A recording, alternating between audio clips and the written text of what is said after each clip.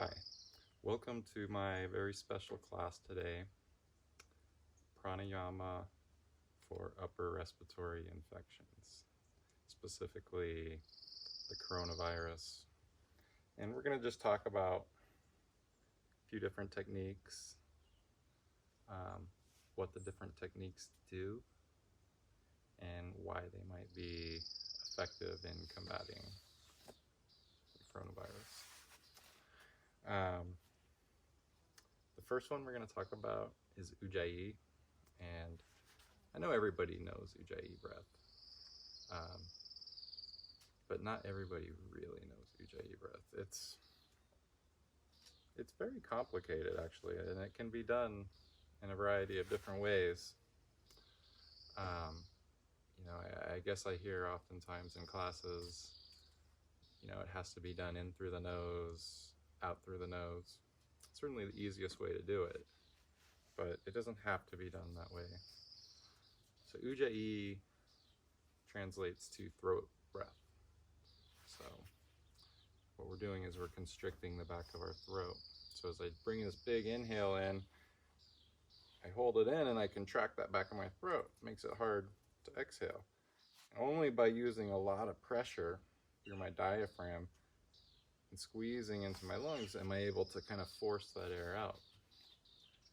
Most of the time, it's easiest anyway, I should say, to close your mouth and allow that exhale to come out through the nose as you closing off the back of your throat. So it looks something like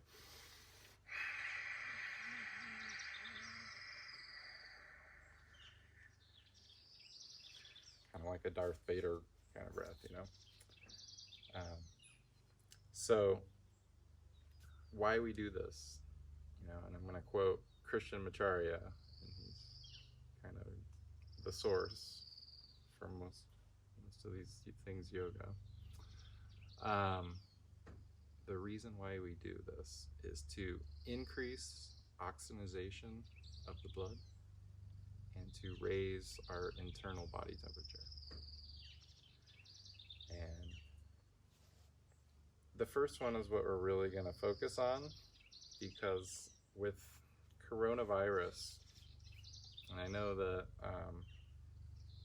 you hear all these things on TV, you have to be kind of careful about that. The issue isn't so much, it does cause damage to your lungs, but people aren't dying because their lungs are damaged. What's happening is it's actually affecting the red blood cells, the hemoglobins, and how they transport oxygen to the rest of the body. So people are struggling for a lack of oxygen. They're not necessarily struggling because their lungs aren't working, lung function. Okay, so that's an important thing to make, a distinction to make. This malaria drug, the president talks about, people kind of laugh at him. They're like, I believe malaria is a bacterial infection. So they laugh at him, they're like, it's viral, but no, it does actually help with the delivery of oxygen. And so it may have usages in treating it. I don't know. I mean, I'm not a doctor. I'm not even going to get into any of that.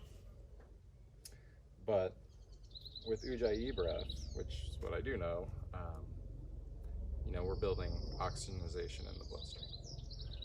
And so that's a very valuable tool when you're combating a virus that's depriving your red blood cells of oxygen.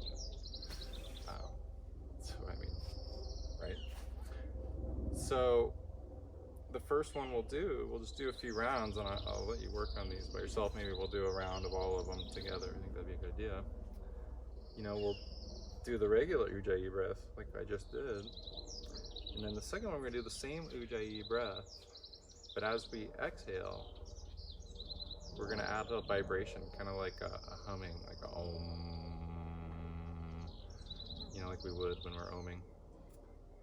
And so not only are we going to be locking the back of our throat, creating heat, building oxygen in our bloodstream, maybe we're going to add that vibration in.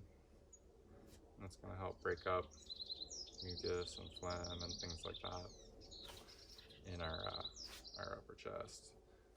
And then the third one we'll do is a Kapalabhati, and that's going to be really good for clearing everything out of the lung system. So once we finally, you know, vibrate things, break it up, we'll work on getting it out of there too. And Kapalabhati is a really good breath too, because essentially what we're doing is we're draining our lungs completely, and kind of like a ventilator in a way, we're going to use our muscles and our diaphragm of our lungs to actually do the breathing for us. And we're not actually, you don't inhale in Kapalabhati.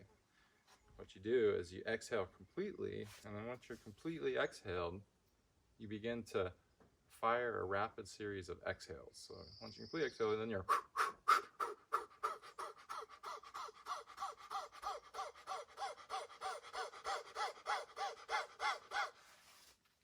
excuse me.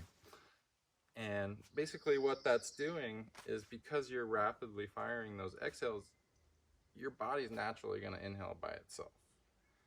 And so we're just focusing on firing those muscles to create exhale over and over and over and over again. The inhale, it comes naturally.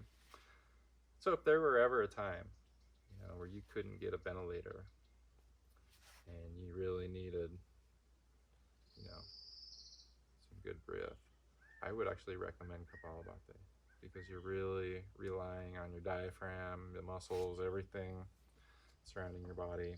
And you know, if for whatever reason you're having trouble with lung function, like Kapalabhati would be very, very helpful.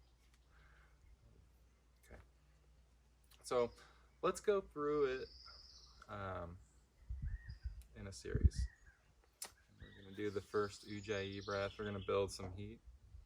We'll do the second Ujjayi breath with the and that's going to kind of break things up. And we're going to do the Kapalabhati, which is going to kind of cleanse our lungs of all the stuff that we're breaking up, and also train the surrounding muscles, you know, in case we ever need that.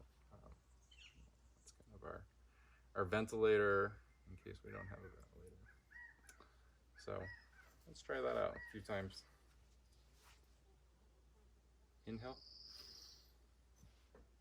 Close off the back of the throat.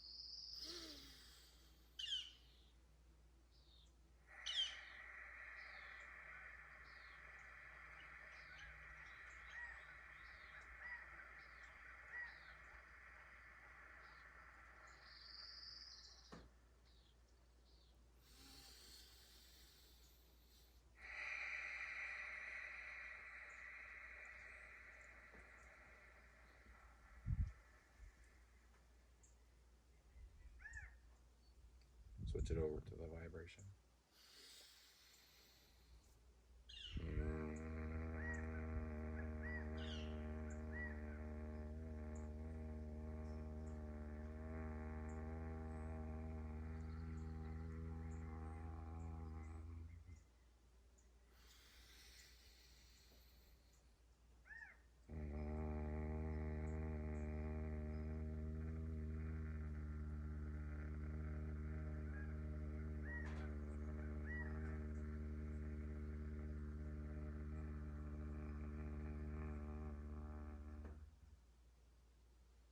Notice how I'm really vibrating through my whole entire chest and my throat, even my sinuses.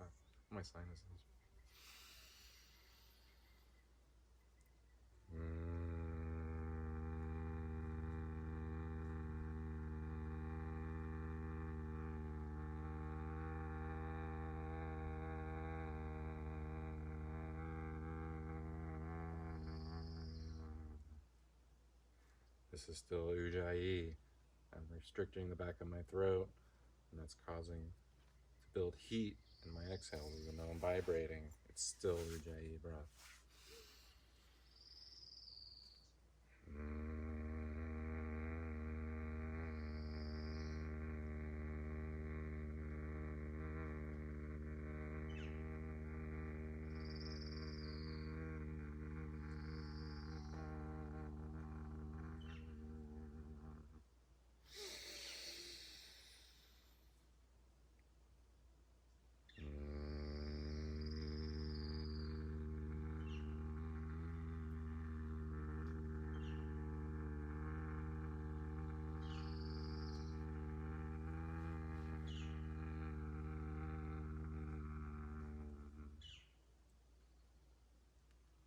We're going to switch to Kapalabhati.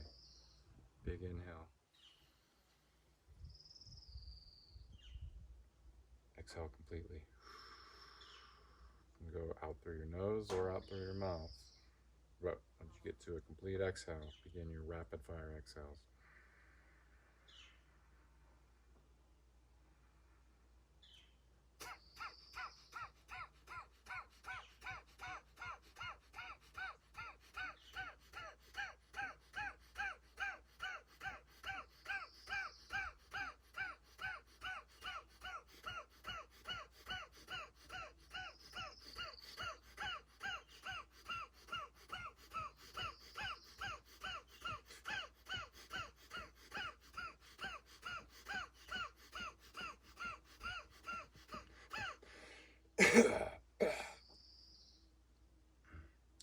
One more. Big inhale. Exhale completely.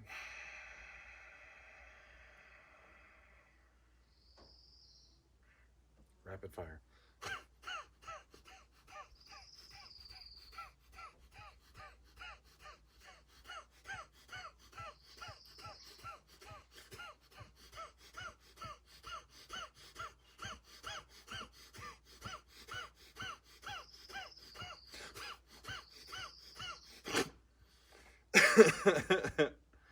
Well, I guess I had